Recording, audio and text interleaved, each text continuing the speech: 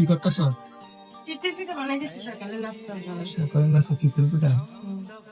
দেখি তো কিভাবে বানাও।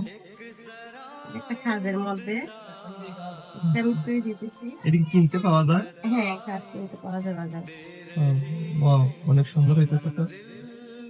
আগে তো মানুষ এইভাবে পিঠা বানাইতো না, আগে তো বড় বড় করে বানাইতো। বানাইতে এখনো বানাই, কিন্তু যে খাদের মধ্যে বানায়, খাদের মধ্যে বানায়। কিছু বানাইছো নি দেখি তো। এই যে বানিয়ে রাখছি এখানে। হ্যাঁ, ওয়াও, এই যে সুন্দর। পিঠাগুলি তো অনেক সুন্দর হইতেছে। এই পিঠা কি জানেন? মিষ্টি কুমড়া ভাজি, ভর্তা, শুটকির ভর্তা। মিষ্টি কুমড়া আর শুটকির ভর্তা না? শুটকির ভর্তা এখনো বানানো হয়নি, বানাবো।